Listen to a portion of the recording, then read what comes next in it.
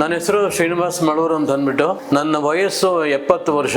ನನಗೆ 25 ವರ್ಷಗಳಿಂದ ಬೆನ್ನು ನೋವಿತ್ತು.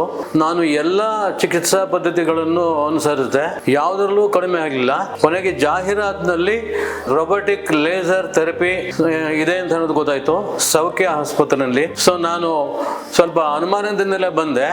ಆದ್ರೆ ಇಲ್ಲಿ ಬಂದಾಗ ಡಾಕ್ಟ್ರು ಕ್ಲೀನಾಗಿ ನನಗೆ ಎಲ್ಲವನ್ನೂ ಎಕ್ಸ್ಪ್ಲೈನ್ ಮಾಡಿದ್ರು. ಇಲ್ಲಿ ದೊರೆಯತಕ್ಕಂಥ ಚಿಕಿತ್ಸಾ ಪದ್ಧತಿಗಳನ್ನು, ವಿಧಾನಗಳನ್ನು ಹೇಳಿದ್ರು. ಮ್ಯಾಗ್ನೆಟಿಕ್ ಥೆರಪಿ, ಲೇಸರ್ ಥೆರಪಿ ಹಾಗೂ ಟ್ರಾಕ್ಷನ್ ಥೆರಪಿ ಅಂತ ಹೇಳಿದ್ರು. ಸೊ ನನಗೆ ಲೇಸರ್ ಥೆರಪಿನ ಅಡ್ವೈಸ್ ಮಾಡಿದ್ರು.